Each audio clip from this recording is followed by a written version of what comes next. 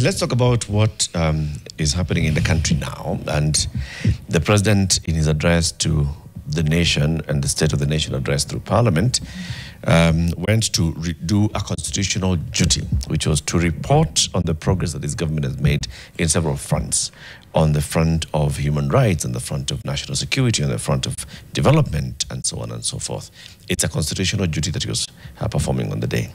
He tabled a couple of reports on all this, but also in his address to Parliament, he said a number of things, which is what we're going to talk about today. He said, you know, we've gotten to a point in this country where we have been mediocre for too long. We have been, you know, holding ourselves back for too long. We have not exploited our potential for too long, and we need to think big. We need to have a big dreams and think big and put in the resources in a big way so that we can develop as rapidly as possible. And he gave it a 15-year plan. He even talked about how much money it would require. He even talked about the areas that he'd like to focus on. Well and good. We'll get back into that shortly. This is William Ruto, president in December 2025. William Ruto, president in December 2022, was talking about, I have just assumed office as president. As I was campaigning, I said, this country has for a long time had a wrong approach to governance and development.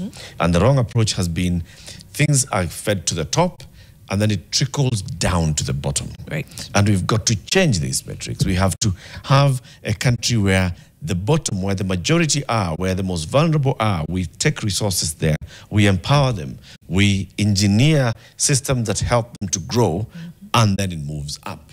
Okay? He was not the only one. The global leaders were moving in that direction, all of them talking about, in one way or the other, bottom-up transformation of the country. He was elected on the grounds of the bottom-up economic transformation. When he became president, he launched it, the bottom-up economic transformation, where he said, we want to go and empower those at the bottom of the pyramid. We want to put our money and our resources and our effort in supporting the bottom of the pyramid, and even broke it down into 5 pillars. He said, we are going to have MSMEs development by supporting micro, small, and medium enterprises. We are supporting a huge chunk of our economy to grow.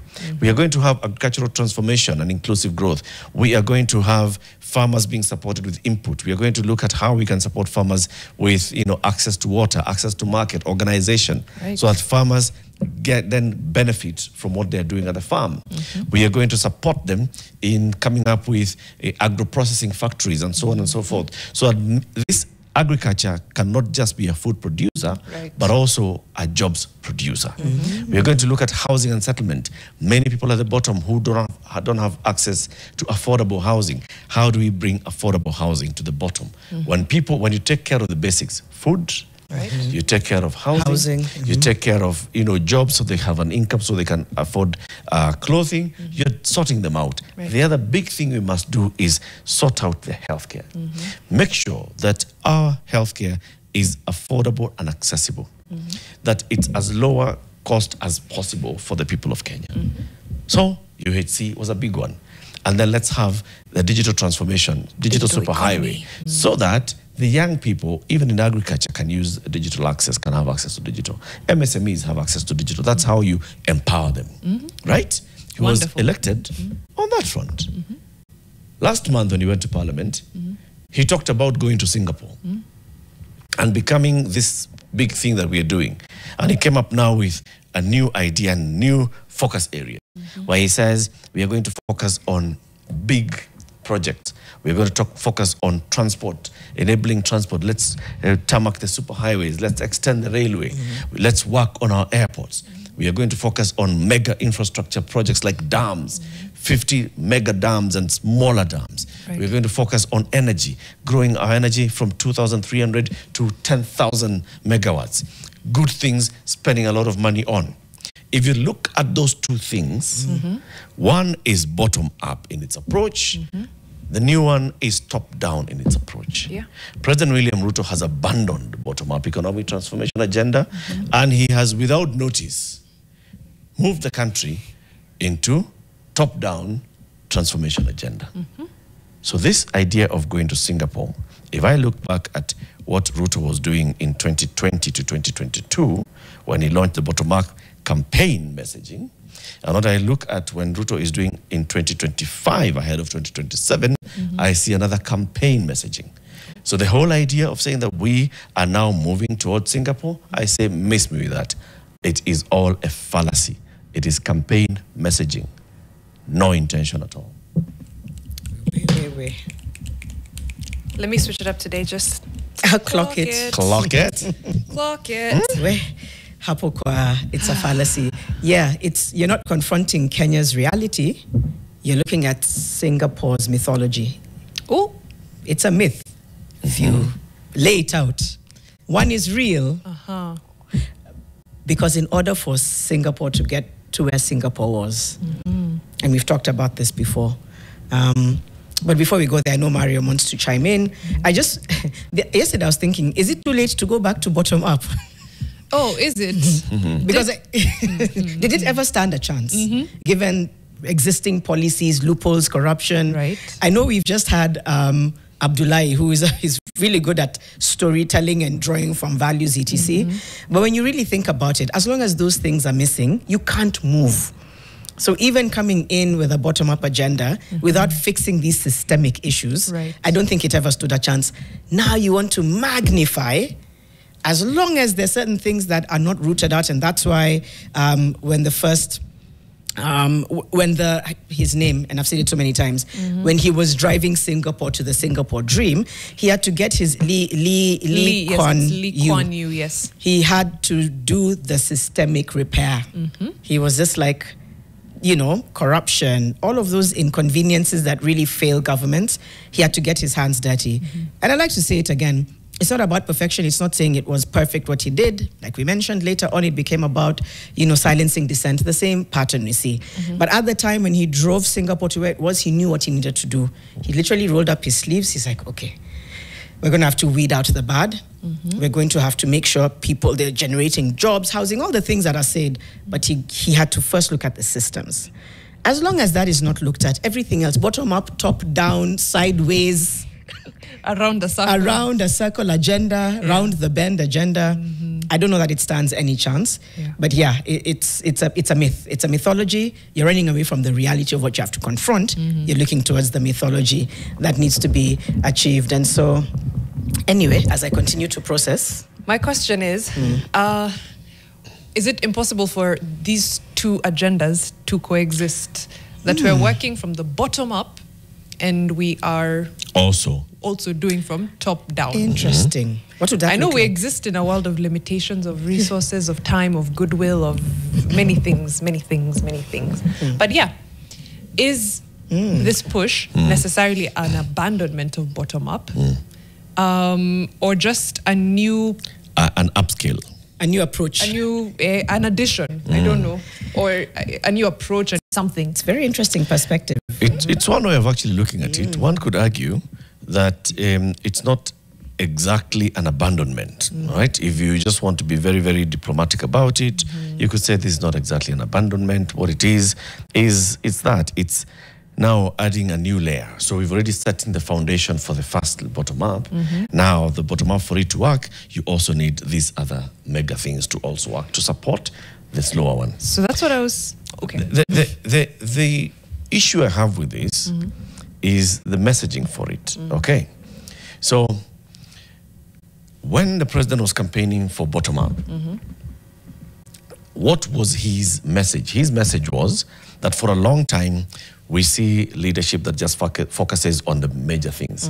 You're building roads, you're doing airports, you're doing SDR, you're doing all those things, you're doing big political projects, and you're forgetting to support the person who is down here.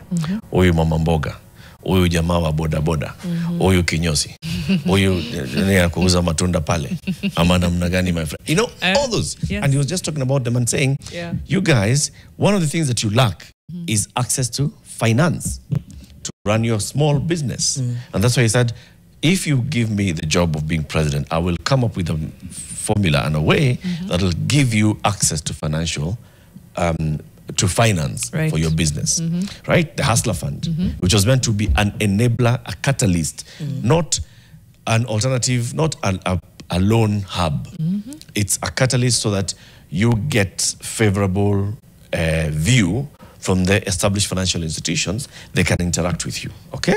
He said that. He said, we are going to come and support our farmers. We shall organize our farmers. We shall go and, have a database of, we don't even know how many farmers we have in this country. Right. I shall make sure that we know how many farmers we have in this country and how much we need to be investing in them on a regular basis. Fertilizer, input, support, and so on and so forth. Right? He said all those things. And the focus was, let's start with this person, Pale Chini, Right. and focus on what they need. Once you sort out what they need, then you can also work on all these other things. Right. So, Have we sorted out this lower person's needs? Right. Okay? If the president in his speech was giving figures and saying, we have launched UHC, true. We have launched the Hustler Fund, true. We have supported farmers with fertilizer, true. But has that supported the bottom? That now we say, okay, so the bottom is now at a certain level now where what they need is more energy.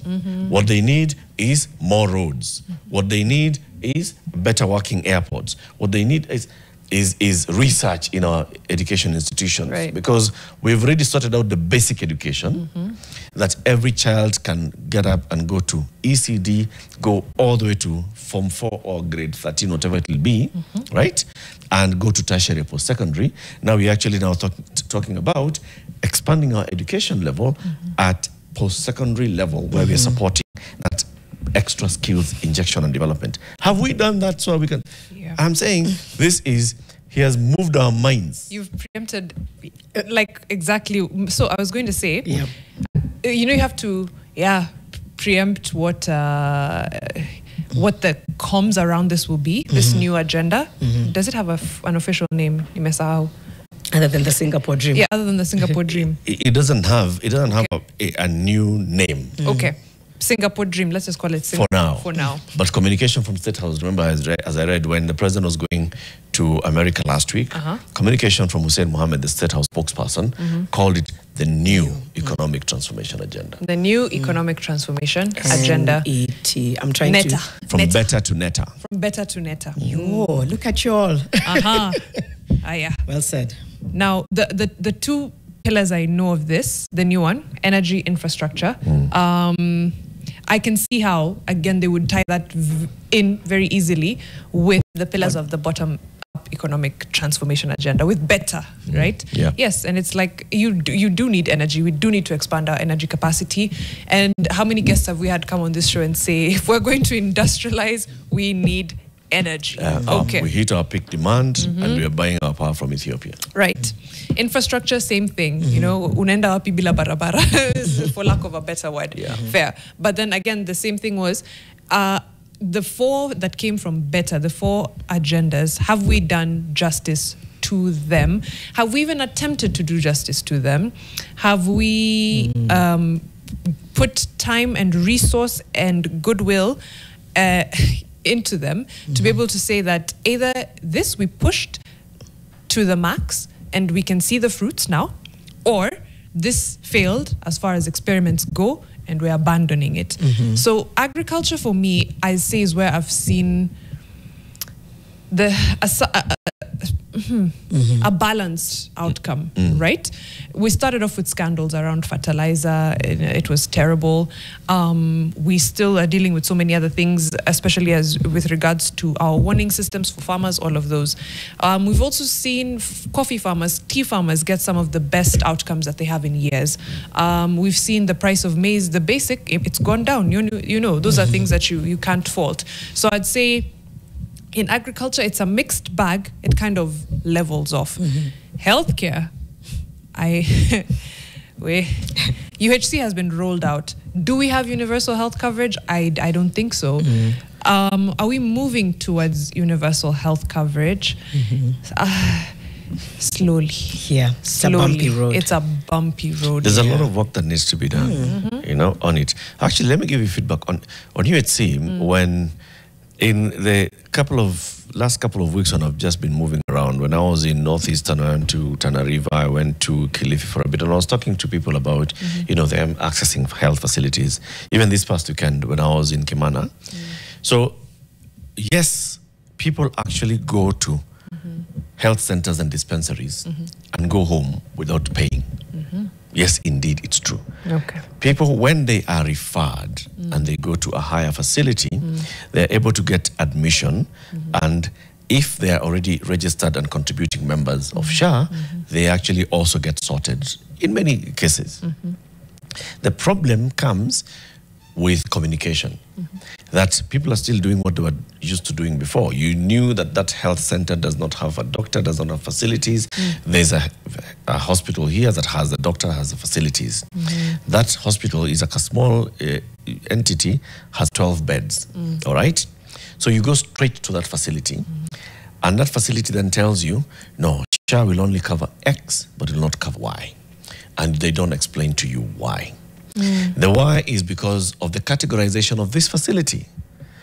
Because it's an inpatient facility, now it has been categorized as maybe a level 4 facility, where you don't just come into level 4 and get outpatient services. You need a referral. You need to be referred from the lower facilities. So because you're coming here, now the private operator of this facility is not going to refuse your money. Then they're in business. So they'll tell you, yeah, come. SHA is not covering A, B, C, D. SHA will cover this and the other. They're not telling you, you needed to have gone to health center to come with a referral. Or this, I do not offer out. I'm offering outpatient services, but I'm not contracted by SHA to offer outpatient services. So I will not give you outpatient services under SHA. You know, they're not telling you the alternative is go there, you'll get the outpatient. So that person will go back home thinking, SHA inilipi. So it's a communication issue by and large. Across the board. And I think that's what these 2 years should be focusing on. Go to the ground, use the ngaos, use all those people, go to churches, tell people, so and so is your community health promoter here. Munajua mama nani, baba nani, msichana wa nani, kijana. That is a local CHP. Start by introducing them. Then our local health facility here is a level 2, 3. You go here for daily small things, blah, blah, blah, blah. This private or faith-based facility is also categorized as level 2 or 3. This other one is level 4. So just communicate. Educate people. That's the biggest one. That's it. Because if you do that, then you sort out a lot of these health issues, and people then start getting confidence of the public. Remember, we have a huge trust issue. If you do that, you sort it. Hustler Fund, again. Before we go on from health, I think there's still, sorry to interrupt you. Go ahead, before we get into a Hustler Fund, I think in healthcare, there's still some quite big gaps, because it seems to me that when you're going through your CHP, your level 2, level 3, level 4, things seem to be okay. But when hits the fan, that's when now everything comes crumbling down. That's when now the amounts covered are rarely sufficient for whether it is big surgeries, long-term treatment, dialysis, etc. So we're seeing again the creeping up of advanced covers. Teachers want advanced covers, so and so wanted. And the minute someone wants an advanced cover, it's because they, what you're providing is not sufficient. Your existing cover is insufficient. Yes. There's that. Then the ghost hospitals, the ghost facilities, the leakages, all of that. So I don't know. But I bring it back to communication, because if the community knew this is a level 2, this is what I'll get. A level 3, this is what I'll get. A level 4, this is what I'll get. Right? Many members of that community will be voluntary contributors to SHA. So you increase the amount of money that you're getting actually being contributed towards chief. The taxes are paying the SHA bit, the primary health care, okay? Ghost facilities and so on and so forth. If you've already come to this place and said, these are our facilities, this one is licensed to do this, this one is licensed to do this. Janet's hospital, because we call it hospital, or, Janet's hospital is categorized as level 3, not 4, so it does not have an inpatient. So there's no day Janet will start. Even when the conversation starts coming back at Janet alikuwa anaitisha pesa ya admission, but Janet, we were told your facility does not have admission. But what then, is the thing you're charging? With the But then issue you deal with the small issues. Those big issues are where now we are throwing away all our conversations that, they are ghost facilities, or there are over 40,000 facilities. How many of them are ghost? How many of them do we actually know that are working? If you went to a local community and you found people who they know their facilities, they'll tell you, this one has 12 beds, this one has 30 beds, this one has 40 beds. There'll be a local mechanism. Number 3, through the Facility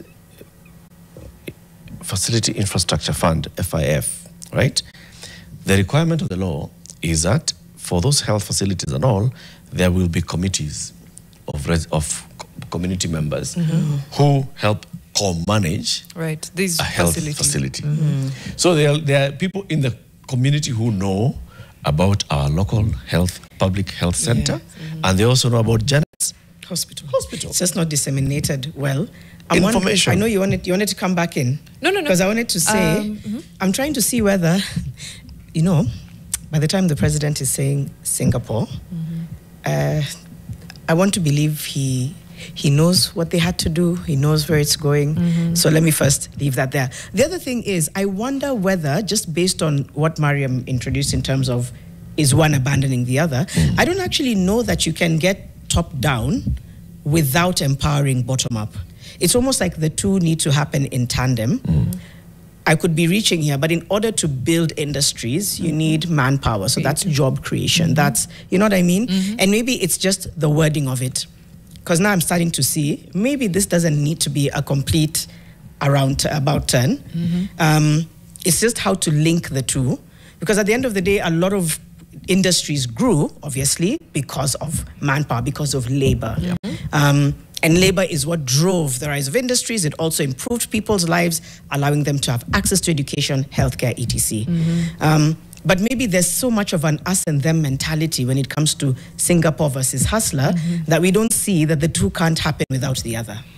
Can I be honest? My thought, and goes to Eric's point when he was doing the initial monologue.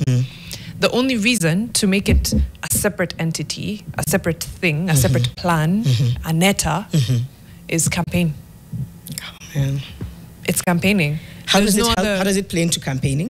No, because you have something to sell the people. I mean, campaigns are selling. You sell your vision. You sell, you sell hope. That's exactly it.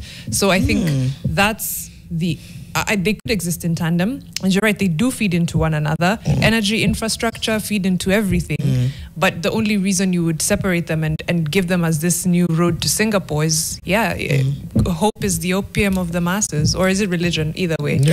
So what are you telling the people who you've abandoned? How are you selling hope to people who don't feel like you finished what you started with them? You are diverting them from thinking about the thing that you didn't finish. That's the whole idea of messaging. How? The idea of messaging for the bottom up in the 2022 campaign was, guys, forget about this BBI. In fact, you were saying, this BBI, guys, tulianza for the Big Four agenda. My brother abandoned Big Four. Now ameendana na huyu mzee wanafanya BBI ya ku create seats. All right? But me, I am thinking about us, the bottom. All right? So the message here was, this is more people-centered. The other one are individualistic-centered. Okay? Now, you can't come back 5 years later and you are still talking about the same, right? So you need a new injection of hope.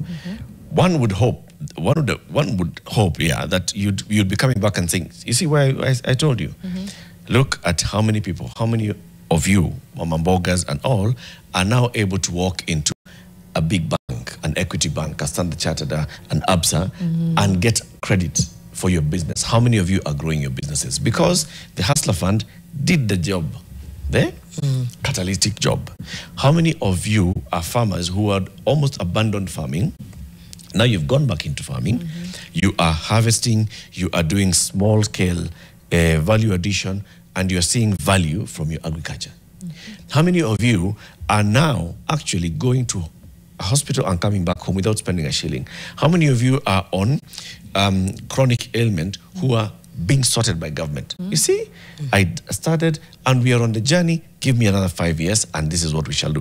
These are the areas that we have shortcomings and we can sort them out. Abandon all that, Janet. Abandon all that and come and start telling people, tumekuwa nyuma miaka mingi sana. Tutakuwa Singapore. Kwani wale nchi nyingine hawakuwa nini wakubwa. You're forgetting about that whole thing about wewe ni mtu mdogo, forget about it. I'm telling you that we shall go to heaven. Interesting. So don't It is prosperity gospel. It is by William Ruto ahead of 2027 elections. As we just pause there, sermon, bottom-up and infrastructure aren't mutually exclusive. Bottom-up supports hustlers while infrastructure makes their growth possible. You need energy, roads, etc. to attract investors to create jobs. Okay. Atujakata, yes. Atujakata. It's true. Emmanuel Templar, we don't need to reinvent the wheel. Countries with UHC like France are struggling because of inadequate funding. We can't afford benefits at contributions rate. Kenyans can't afford to pay anymore. Okay. All right. Samson is saying, yeah. Mnaongea hakuna vile Singapore na bottom-up economy watawachana, both need each other. But you see what we've done? We have created two different things. That's true. At the end of the day, we have created two different things. Nobody can see it as one feeding into the other. It is not one feeding into another. It's not that, we are still doing this bottom-up story. And as we're doing the bottom-up, we've sorted out, we were going for the micro. Now we've realized that we have stabilized the micros. Now let's come back into the bigger things. Because the other guy was trying to do the bigger things and he flopped. He started SGR, he didn't take it to Uganda. He started LAPSET, he didn't finish it. And that's why I said, forget about those big things. Can we do with the small people things? When we started this hour for Miss Me with that, already I was convinced that it's a miss because you start with one message to the other. Then there was a part of me that I was like, wait, but they need each other. It's okay. I'm back now. I'm back. It's a miss. It's a miss. I'm back now to it's a big miss. It's a prosperity gospel. Right. Yes. Let's look at the funding as well for both. Okay. Better bottom-up economic transformation agenda was largely funded by taxpayers, right? Looking through Hustler Fund, pesa ilikuwa inatoka Treasury. I'm thinking of the interventions in agriculture; those were also from Treasury. Yeah. Looking at digital economy, I don't know what's happened there, to be quite honest. It's laying the fiber optic cable, taking it as close to the people as possible, and also supporting last-mile connectivity. All right, all from Treasury. Same to health. Our taxes, into consolidated fund, out through Treasury. Yeah. Now we need 5 trillion for NETA, the new economic transformation agenda. Yeah. 5 trillion is a lot of money. And we are not going to get it from the national coffers. What we are going to do is we are going to fatten our cows, sell our cows, and put that money, and then tell people, niko na seed capital. Right. Nana kuja and invest. Where? Niko na down payment. Niko na deposit. Nipe loan. Yes. Basically. Yeah. That's our plan. Yeah. And that's when the privatization of now national assets comes in. Sale of Safaricom shares, KPC. There was the sovereign fund that is meant to be funded by our mineral deposits. Nikumbushe what we're doing with these mineral deposits. It's not the sale of the mineral deposits. It's like securitization almost. It is, when you give, like what happened in Kwale. Yeah. So you give this company the license to mine and they pay royalties. So the royalties are the ones that are now going to go into this yet to be established sovereign wealth fund. Sovereign wealth 100% of it. Okay. Putting those two aside. And then the sovereign wealth fund now is used now to invest and, grow. Side by side, thinking critically, which is a better way to fund these agendas? Is it the taxpayer or our national assets, resources, etc., being either sold off, privatized, securitized, all of that? Which is the lesser evil? By the way, in my head. Which is the financing the better model? Question. Let me say which is the better model? Because we do need money. I think with proper structures and proper conversations around it and proper establishment, tax and this private route would be good. Tax and yes, tax and because tax will always be there. Yeah, tax will fund. Tax is not going to pay salaries. It's not. The private money is going to pay salaries and so on and so forth. They'd be good with proper. But I'm refusing to get into which is a better way of funding this thing. This thing hii kitu hii tunaambua hii Singapore. This is pie in the sky, my friend. Kumaanisha. Dream. Far-fetched. But sasa tunauliza. We're trying to dream, Eric. We're trying to realistically dream. Look, you see a pie in the sky. When you talk about, we're trying to fund the dream. when you talk about pie in the sky, it's an unrealistic dream. It's those things where I mean, it's I'm just giving you that dream that we're gonna. It's not gonna. Castles in the air. Yeah. It is those kind of things. So the Singapore dream, the Singapore plan is not realistic. There's a realistic plan that can be developed. Yes. But the message, the communication that we are getting now, this thing that we are being told now, I am using the bottom-up economic transformation agenda as what I'm using to judge the new dream. Okay?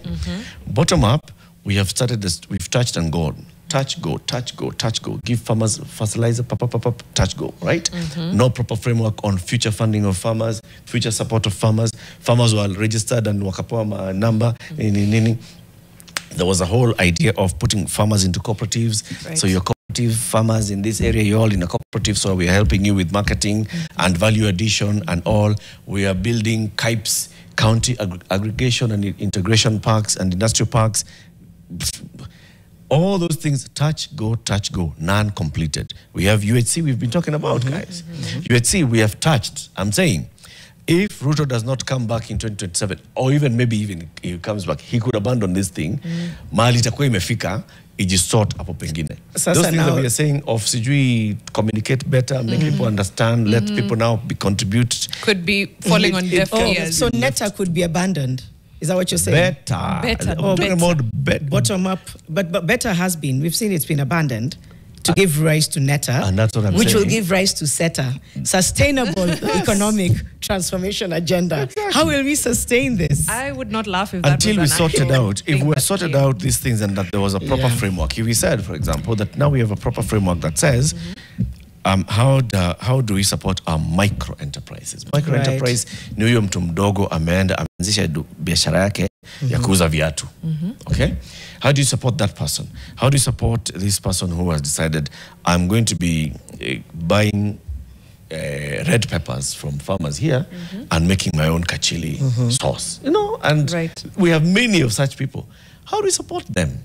How do we make sure that they can actually move from micro to small, then to into medium. There's a pipeline of growth with different layers of support for each, starting with the one that has been abandoned, the micro layer.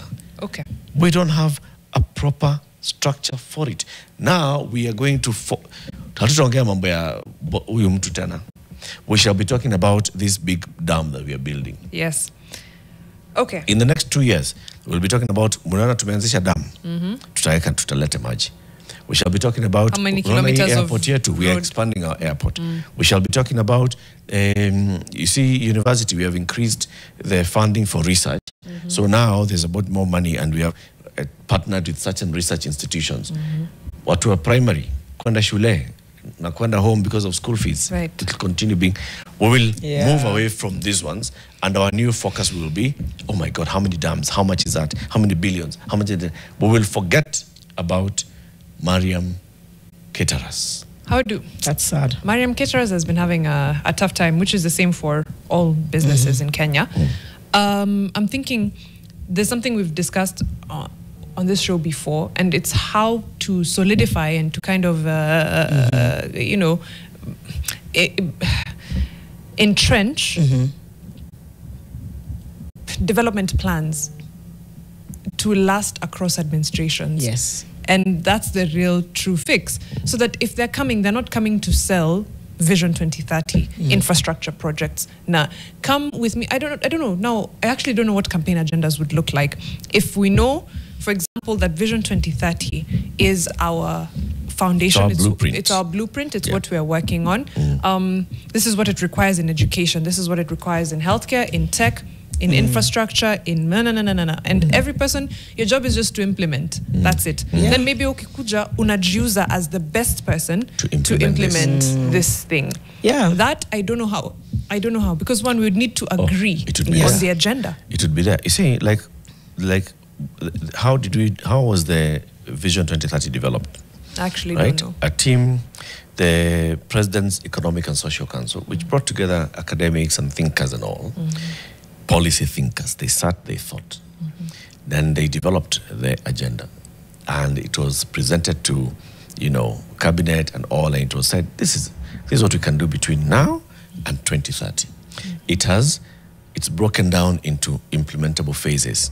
Medium-term plan 1, like that. So, you're coming to campaign, I am coming in at this level of an implementation of the Vision 2030. So you're campaigning on, I'm the better person to implement this. Yeah. Phase 2 and phase 3. Phase 3 and phase 2 and phase 3. And this is what is required now. I am the better person because I can do this. It's like being given a job where you're told, in your kazi. So tell me why you're the better person to do this job than the other. Yeah. We lost it when we didn't push for Vision 2030 to be. You're right. I think I know the 3 things I'd written about the fix, if ever there was one, which I think we've touched on, was fixing the basics. For me, that one will always just remain. So it's here budgeting, transparent debt management, and then there's centering citizens again. I feel like that's something you've just said, Mariam, but also Eric has alluded to, because you've come and said we're going to forget, because we were centering citizens, or the agenda was platformed as centering citizens. Yes. So that needs to happen, because you run the risk of years later, you forgot Mariam caterers. Yep. And she was no longer able to thrive, support her community, her network.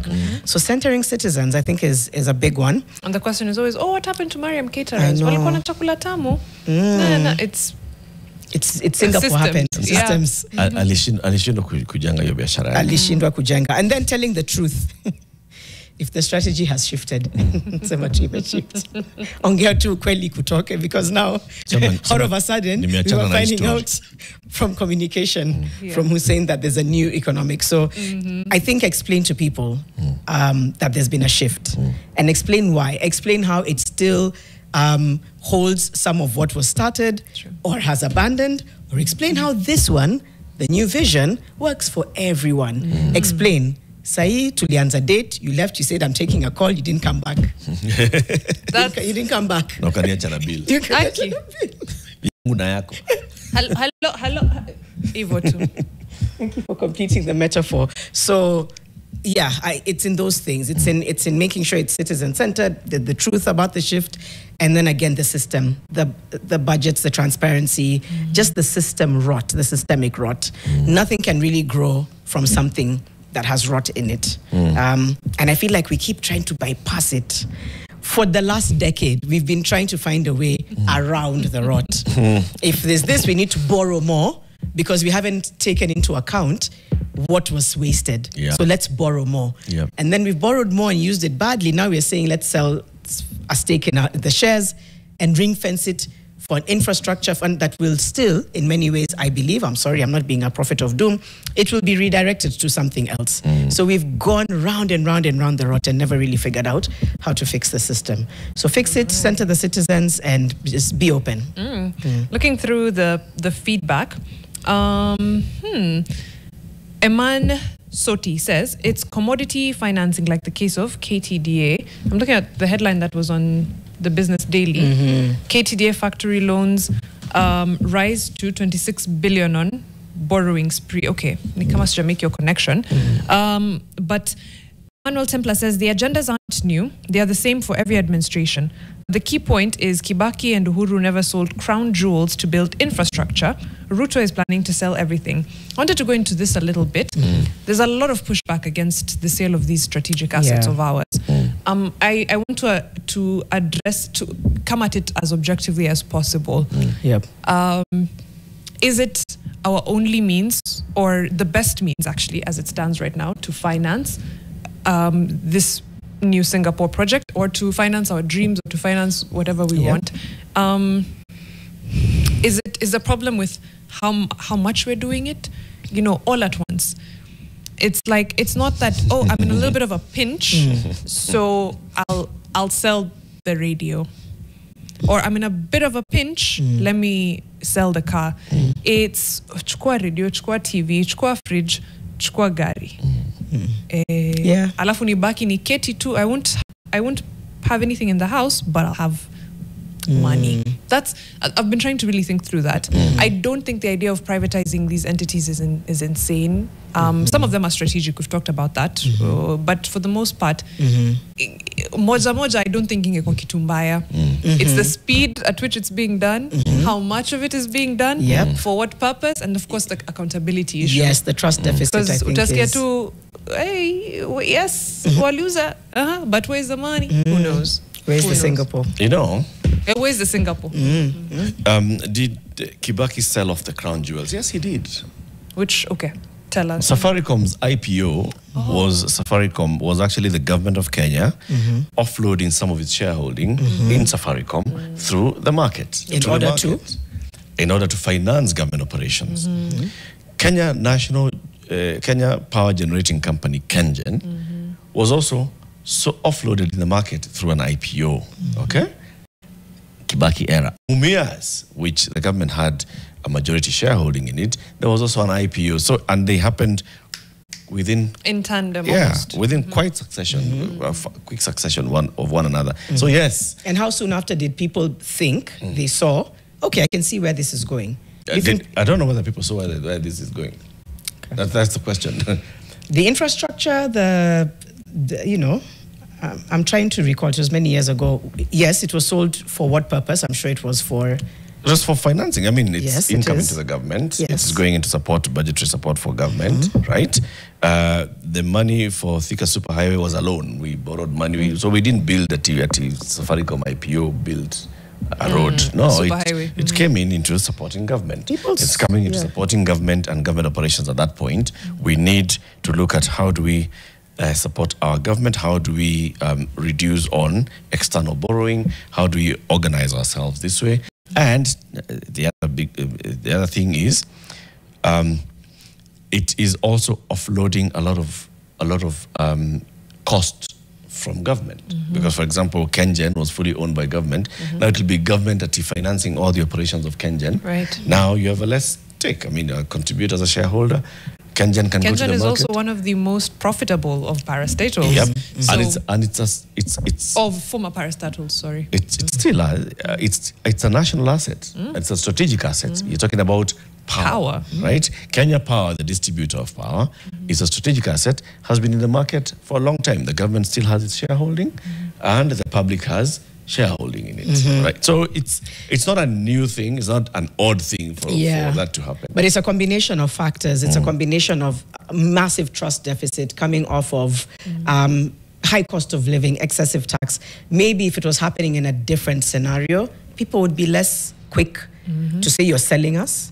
I think it's also that combination of factors. Yeah, it reeks of like clutching at straws. Yes, when I'm desperately just trying to, And even the valuation of these things now, I don't know. The next time the government is trying to offload something, the government, I don't know. I feel like the market will be like, these guys need money. Let's hold out. 34 shillings a share. Let's hold out. I think we shall see with the Kenya Pipeline IPO, because it's the IPO that's lined up to come next, and even the CS John Buddy told us it's come. The IPO for pipeline is coming. The IPO for pipeline is just like the IPO for KenGen, right? It's reduced my stake in this. It's a profitable organization. I'll still have my stake and strategic control of it, and fight corruption, guys. Today is International Anti-Corruption Day, I think. It's that. No matter how much we try and build scenarios and all, which this has been very helpful, even for me to just remove that lens of nothing works. It's like, okay, what have other people done? Why did it work? Why was it perceived to work? What is it that people are worried about now? But the moment you don't, and a lot of people, again, who built their cities rooted out corruption. They focused on it. It wasn't 100%, can never be. But they were like, we know that's where it'll block us. That's true. So we need to find ways to really streamline systems. That's what they focused on first. True. We're not doing that. So we're borrowing, we're moving, we're building, quote unquote. You can't build on shaky ground. But Yes, miss me with that. We abandoned one plan for another. I agree. Nimerudi kwa miss me with that. Miss me. We're marking how many years of independence on Friday? Tumefika 60? Oh my gosh, it's going to be on Friday, just like that. 63. Wait, 1963 to 2025 is 62. 62 years of independence. Years of But independence. here we are. So I like to give us... Yes, technically it is our 63rd birthday. Yeah. No. Sometimes you want to give grace because we are technically a young democracy. For a democracy, 60 is fairly young. But we're also a young democracy. You know, there's something about failing when you don't know. That's acceptable. Failing when you do know, or you know. Yeah. So for us, I do think we are a young democracy, but sometimes we use it to excuse, you know, some of our... You see the pit and you just walk towards it. You're like, yeah. Or you're inside the pit and you're digging and you're digging and you're digging. And yet we also have opportunity. We have all of these incredibly young people. We have technology. We have opportunities to, in a sense, hopefully, almost like complement, in a sense, or weed out the madness. I don't know. Again, I'm also clutching at straws, but we do have some pretty amazing promise and opportunity. But again, kama system imekata. Anywho. Let's close off with some feedback. Yes. Eric, when Kibaki sold Safaricom, it was a strategic asset or systemic risk for the country? M-Pesa wasn't critical to the economy. What's the point? I think he's trying to say that Safaricom is a much more strategic asset for the country now than it was then. I think that's his point. Because of M-Pesa. Because of M-Pesa. M-Pesa wasn't critical to the economy at the time. It's a money-paying platform. The money is in a commercial bank, not owned by the government. Okay. Until we come up with a better viable route to finance our plans, I'm afraid privatization is the only feasible route. You can be mad about it, but you're not being helpful if you have no alternatives. Okay. That's very true. That's fair. Shaman K9. Ni ukweli. Renson Makala. True proper bottom-up economic strategies are a threat to existing power structures all over the globe. An economically empowered populace is a government's worst nightmare. Facts. The only way to fight corruption ni all Kenyans to pay tax, alafu that day utasikia wameiba pesa tunataka wote because ni pesa yetu sisi wote. So if everyone was a taxpayer, they would feel more, but everyone is a taxpayer. Yeah, he's saying I think if everyone was a taxpayer, they'd feel the burden more. Feel the it burden would be a more. collective burden. Yeah. Okay. Good feedback. Is the talking stage the new heartbreak zone? That is what they're discussing on Your World. Exclusive or confusing, defining the talking stage. Okay. Here for how long? Yeah. Okay. I'm curious. At what point do you become exclusive in the talking stage? You have to tell each other, are we exclusive? It's a conversation, yeah. So are we doing a hard launch? I'm only talking to you. Are we Katie and Justin? Katy Perry and Justin Trudeau did a very hard big launch over the of weekend. the year. Yeah. Those ones are beyond the talking stage. Yes. Yeah. So they agreed. Yeah, you have to talk so about at talking stage, at what point are you exclusive? When you decide you're exclusive. Info too, you have that conversation. So Yes. you're no longer talking stage. What I'm trying to say is you can't be in talking stage and exclusive. Really? You can't say that you're the only. We're in talking stage. What if you're exclusive by default, not by design? That's yours. But you can't say that we are now. We can be talking stage. Fixing the nation after that, loading. Actually, only window shop at my window. No. It's window shopping. Brian Asali and Claudia Naisab are coming on Nation FM.